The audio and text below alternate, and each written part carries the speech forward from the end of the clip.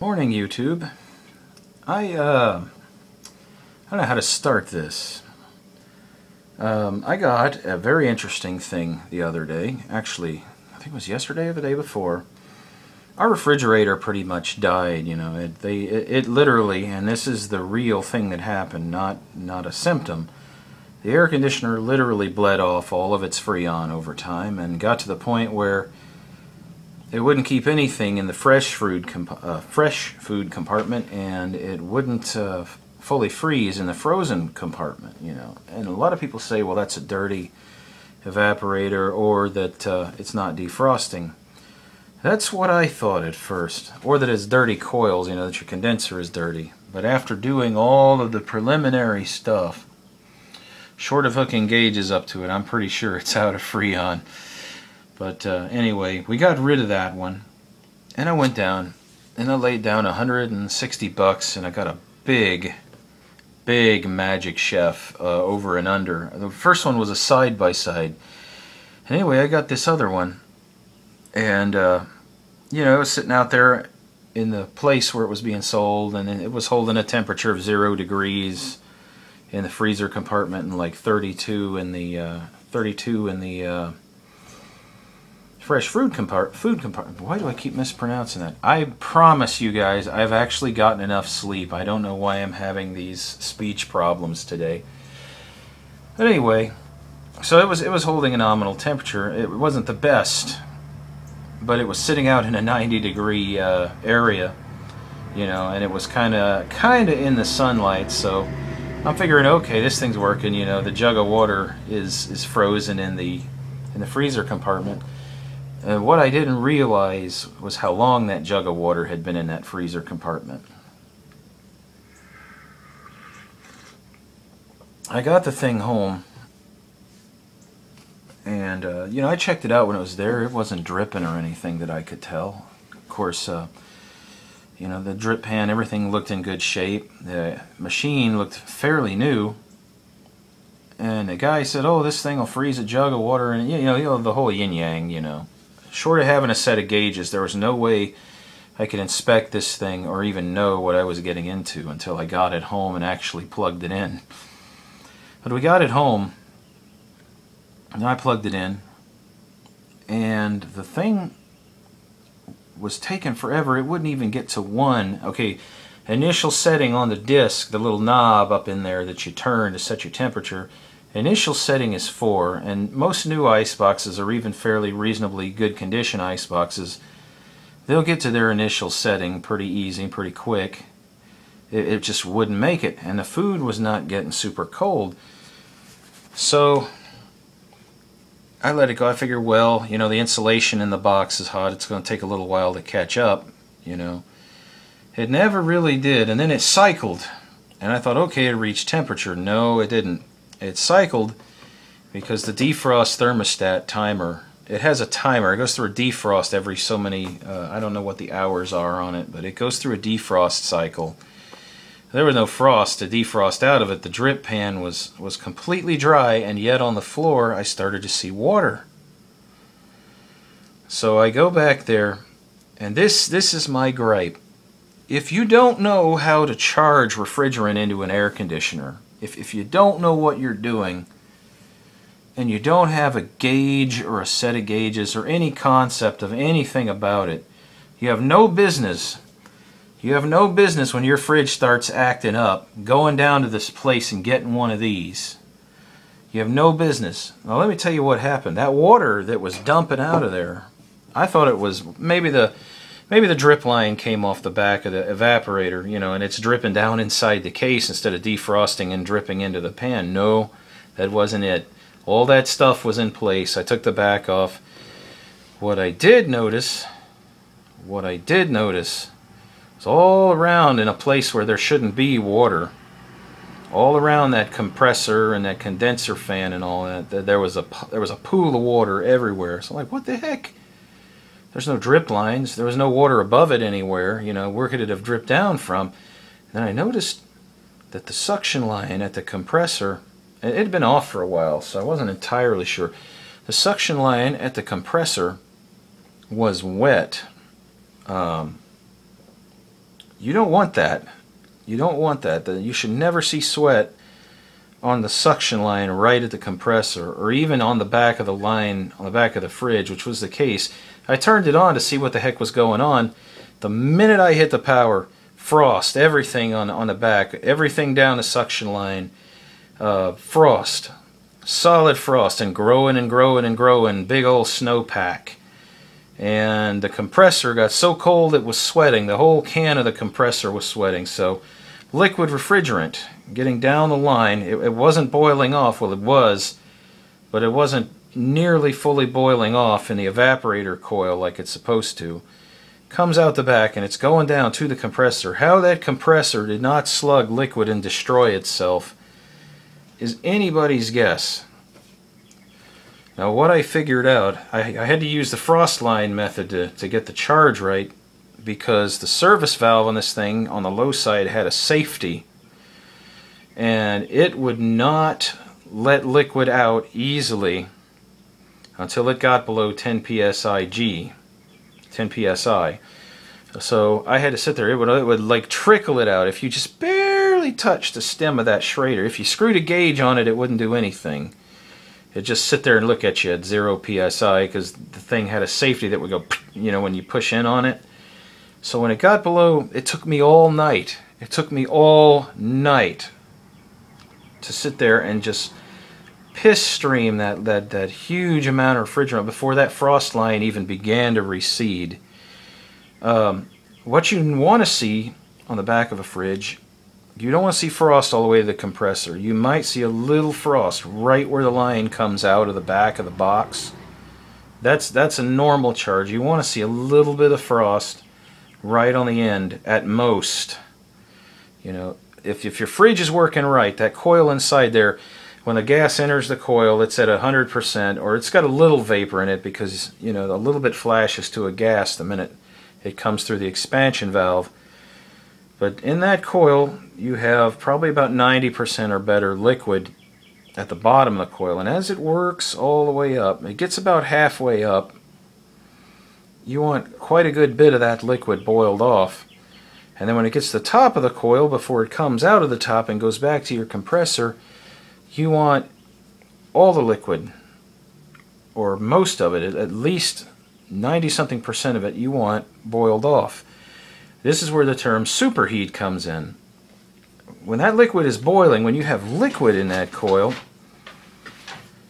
the temperature is going to be the same in the coil wherever you put a probe. Wherever there's enough liquid and it's boiling, it's going to be the same. Like, this is just a number I'm pulling out of my ass. Let's say your liquid's boiling at 35 degrees. It's taking in heat. Everywhere there's liquid in that coil, up to the point that it becomes mostly gas, you're going to see 35 degrees or so. And then when that liquid becomes a gas, it's still colder than the surrounding environment, so it's still taking in heat, but it's going to start getting warmer. Now what you've got, when it's all a gas and it continues to absorb that heat, you know, is adding to that cold gas, that's superheat. You want superheat coming out of the end of that coil. You don't want liquid going down the line back to your compressor, because liquid cannot be compressed, and if it gets into the cylinder of your compressor, you're going to have a bunch of busted valves, or you're going to have a busted head, or you're going to have a warped piston rod, some such thing. It's gonna go somewhere. Compressor has to turn. So anyway, the liquid getting all the way back to the can, and then inside the can, I put my ear to it, and you can just hear it in there boiling inside that thing, man. The thing that saved that compressor, and the way a lot of those can compressors are made, is the inlet to the actual compressor that's laying up inside that chamber has a little tube that sticks up at the top. Its intake is at the top, and that's purposely done to help not get liquid in the compressor. And that was the only thing that saved that thing. Hold on, I got to take care of something. Sorry about that. I had to pause. Dogs tend to have a mind of their own, and that one was over there doing something it shouldn't. So anyway, so getting back to it, what it basically boils down to is whoever had this fridge, the first thing they did when they had a problem with it instead of inspecting it from top to bottom to figure out what it was, is they went and they probably got a can tap, and they got one of these. They got one of these. And they put them a can of freon in there, thinking that was going to fix the problem. Oh boy. So yeah, I sat up all night bleeding freon out of that system, trying to keep the compressor from destroying itself. It's a great ice box. I paid $160 for an ice box. It probably would have cost me 900 or so bucks if I'd have bought it new. So there's no way in hell I was taking it back up there, since I know how to work on them. I'm drinking that right. But anyway, got that done, and it was a thing of beauty, man. When it finally got down to around 5 psi, the frost lines started, on the low side, the frost lines started creeping back off the compressor, and the temperature of that thing dropped like a rock in there. So I got it, finally, when it got below 10 psi, the gauge started working. I was able to actually plug the gauge in, and I was actually able to precision regulate how much pressure was on it, how much refrigerant was in it. And I got it drained. That huge ice box in there, this thing's as big as a freestanding deep freeze, or a big side-by-side refrigerator. That huge ice box only uses about 3.8 ounces of refrigerant. That's basically like a squirt out of the can, I would say now, anybody that doesn't work on an ice box or an air conditioner these days without a set of gauges is a fool. Because back in the day, back in the days of R12 and R22, you could do that. You could guess around with it. You mess up by like 1/4 of an ounce or something like that. Hey, that's okay. You just use the frost line method to fine tune it. But man, these new ones, you let a little squirt out, and you've pretty much destroyed all the work you did. And you go down to the store and throw a can of R134 in there like an idiot without measuring it, and you're going to blow it up. Well, not blow it up, but you're going to destroy it. You're going to mess it up. But that's what it did. So I started tearing the thing down. Actually, I tore it down before all this, and over the time that I'm charging this thing. And the first thing I noticed after I got the temperature stabilized is the thing takes forever to reach temperature. Not because of the temperature itself. It was getting plenty cold, but the cold control was not shutting off. It just kept on going and going and going. So what I think that old man did that has the appliance place, he's got, you wouldn't believe the number of hundreds of carcasses of appliances he's got out there. I think he stuck a freezer cold control in that thing and put it all back together. I don't think that's the original. So what I think happened, whoever owned that fridge, it started not cooling well. It still cycled, but it was getting warmer and warmer and warmer, and they're thinking, oh, this is out of freon. I'm going to go get some freon and put some freon in it. And believe me, around here, a lot of these people, they think, oh, just put a can of freon in it, A lot of these people are not so technically inclined, and probably for the better. I get a lot of stuff that they could have destroyed that didn't work right for them that I can fix. But what happens is, I think that cold control slowly went out. See, a cold control is basically a thermostat. It has, on one end, way down on a long, thin tube, it has a little bulb full of a refrigerant that evaporates at a very slight temperature and then reconstitutes when it gets cooler. But that little bulb puts pressure down that tube, and inside that switch there's a little diaphragm that it pushes on that pops down, pops back up, and when you turn that knob, you're setting how hard that diaphragm is being acted against, and thus you're setting your temperature. Well, when that bulb starts to leak, it doesn't take as much pressure. As the refrigerant leaks out of that bulb, the pressure on that diaphragm starts to drop over time. It doesn't take as much It's not a refrigerant like a freon charge. It's more like an alcohol kind of stuff where some is evaporated and some is not, and the pressure can go up and down.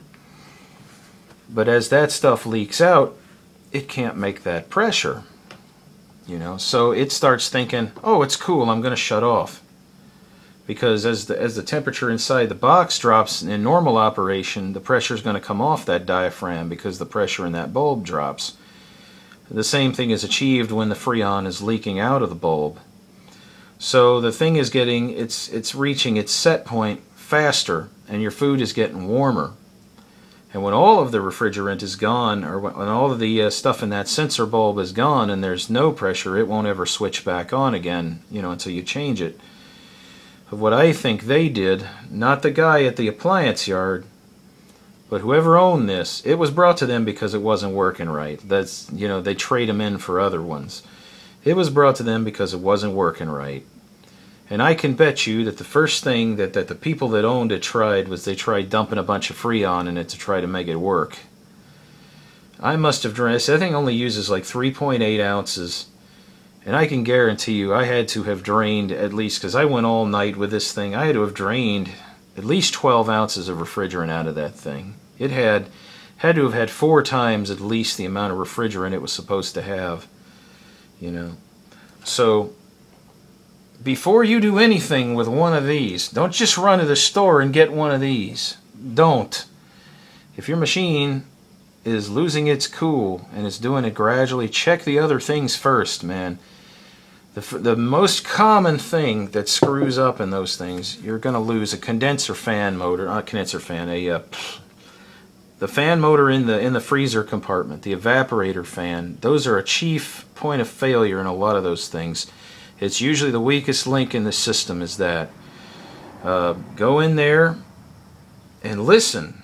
If you don't hear rushing air, you know, that fan isn't turning if your unit is equipped with it. Some of them are not. They just have a cold plate in there. I got a little dorm fridge over there that it just has a cold plate, and that acts like the old-fashioned ice boxes where it's just an object that is cold that pulls heat out of the other objects around it. But in those larger frost-free fridges, you're almost always going to have a condenser fan motor. Get my coffee here. Evaporator fan motor, sorry. And my thumb in the way there. I'm holding this thing. Nobody ever made a good tripod for one of these iDevices. In almost every one of them, you're going to have a fan motor in there. And that's usually the first thing that fails. The second point of failure is usually cold switch. Your thermostat starts crapping out. If something happened, maybe it took an impact when somebody put a jug of milk in there or something, hit the sensor bulb or something. Or some of them, just over years, they'll leak out. I mean, that's just how it is. There is no absolute seal.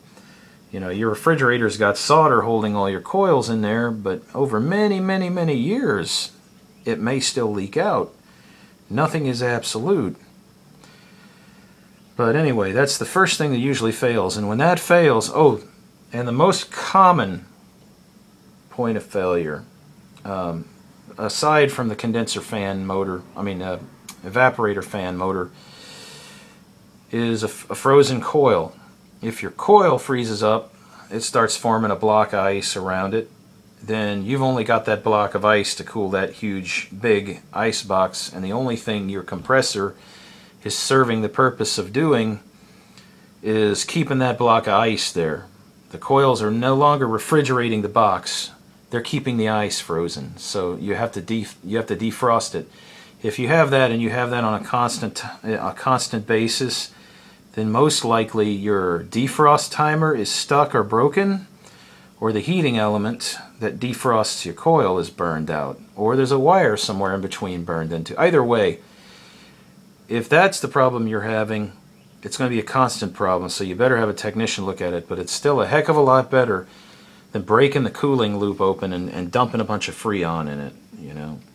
That's the surefire way to destroy your equipment if you don't know what you're doing.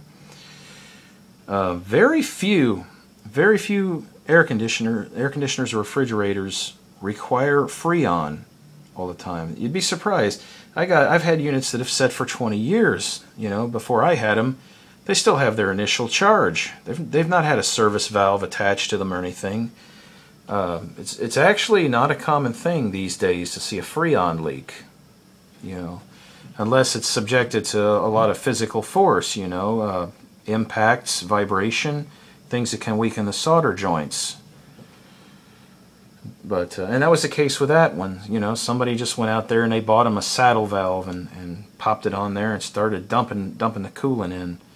So before you touch that can of freon, before you even think about that can of freon, when you have a problem with the air conditioner, check the other things first. The other thing that can do it, especially if your coils to your ice box are like on the bottom near the ground, and you have animals with lots of fur, or you have lots of dust bunnies in your house, or you know, just dust in general, if those coils on the hot side can't get airflow across them, if they get clogged with dust and dander and hair and trash, it'll do the same thing. It won't cool efficiently. The liquid can't get to a proper state, so you're getting gas through your cap tube, and your cooling efficiency is dropping. So that's the other thing to watch out for. Check those points first. You know, get under there with a small hand broom or something, because the first thing that's probably going to be the problem is either going to be your evaporator fan is out, but if you hear moving air, then get under there and clean your coils if they need it. And that pretty much, in most cases, when you clean those coils, it's going to bring your ice box back to life. You may have to defrost it, because sometimes another problem that occurs with that is when that happens, it'll frost up regardless of whether you have a defrost or not. You know, it'll frost up anyway. It does a horrible thing to the balance of coolant in the unit, and you get coolant in places where it shouldn't be, in large amounts where it shouldn't be, and in small amounts where it shouldn't be. You know, just it's not running optimally. So that's what I did, you know. I got my hands on a set of gauges way early this morning. A friend of mine brought them by. I slapped the gauges on there because I didn't want to push my luck when I saw how many ounces of refrigerant that thing, how few ounces of refrigerant that thing uses.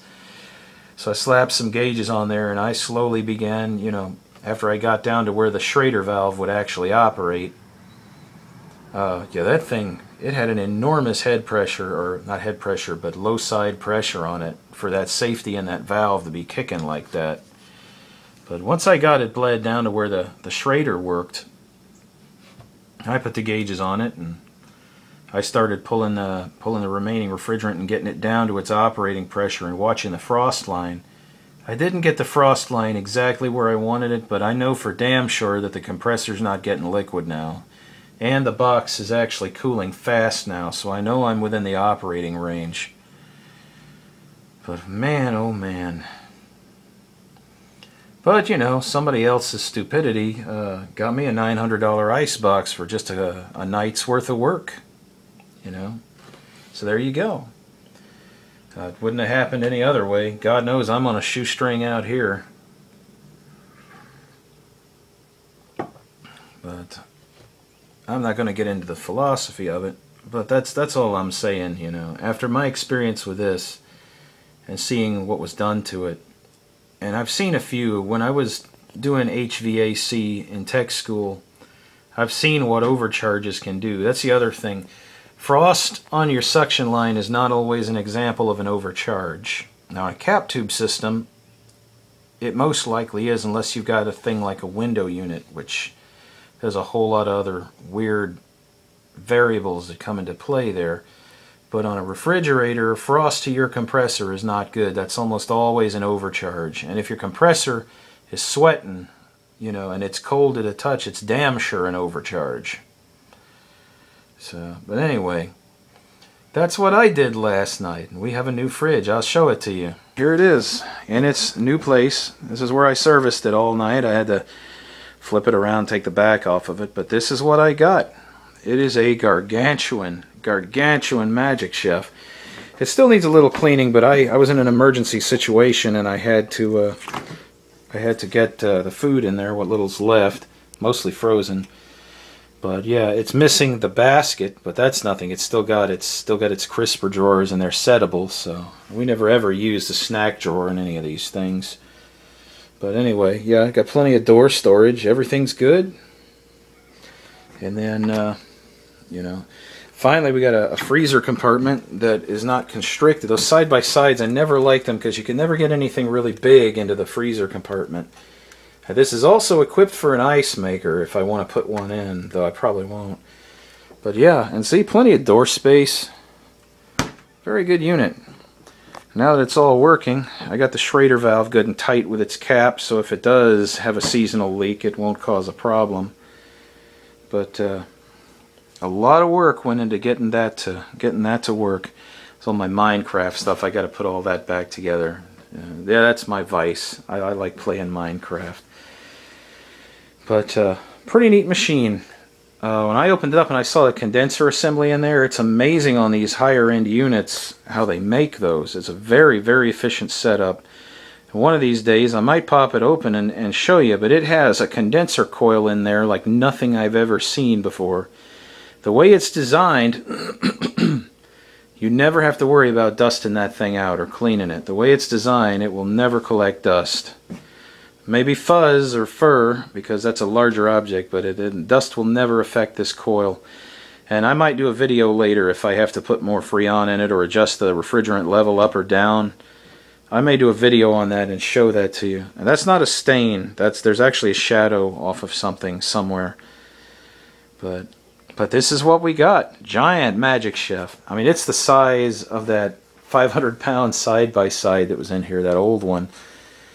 But a lot lighter than that side-by-side. And actually, I got this in the house all by myself on a dolly. Just a regular old furniture dolly. That other one, I put it up on the dolly, and the first thing it did was flatten my tires. That's how much heavier it was. It's actually sitting out on the back porch. I got to get a second or third man out here to help me get it off the porch. I'm not knocking that side-by-side. That was a good. It was a good gift.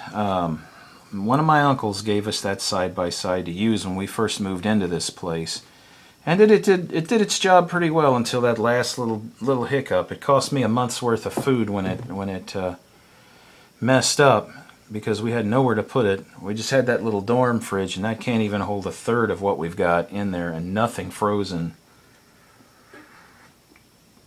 So we were in this mad rush to cook what we could and have it for meals, you know. And then whatever we couldn't cook, you know, the remainder we were shoving in that dorm fridge over there, you know, keeping that. Because the way we normally do things is she makes the stuff at the beginning of the month, you know, her and her grandmother and her mother, we all co-opt for food, you know. We all buy bulk and then we prepare it, freeze it, bring it home and eat it over the course of the month. And man, that really kicked us in the teeth. We lost almost a month worth of food over that.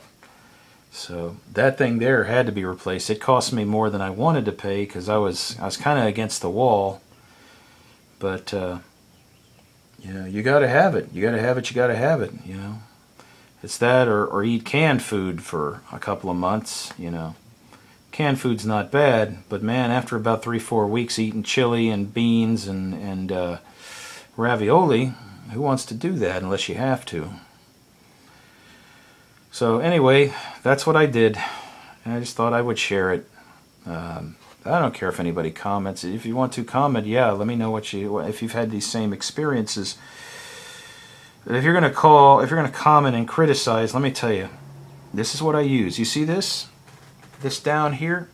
This is the textbook I used in college. This is the Bible, as far as I'm concerned, of everything. I had some doubts. This is what I refer to when I don't know what I'm doing. And this book has never failed me with the information in it. You know, it's always been a reliable backup. The actual reason I looked it up is because somebody told me, no, frost is when the refrigerant is low. And I'm like, wait a minute, that doesn't sound right, man. You only usually have frost on a line when there's refrigerant in the line. On a refrigerator, you know, it hasn't all boiled off in the evaporator. Sure enough, there was in the book. So before you go to criticize and do your freaking homework, because I got my homework right here. Right here and right here. I used to do this for a living. So anyway, take care, y'all. Have a good one.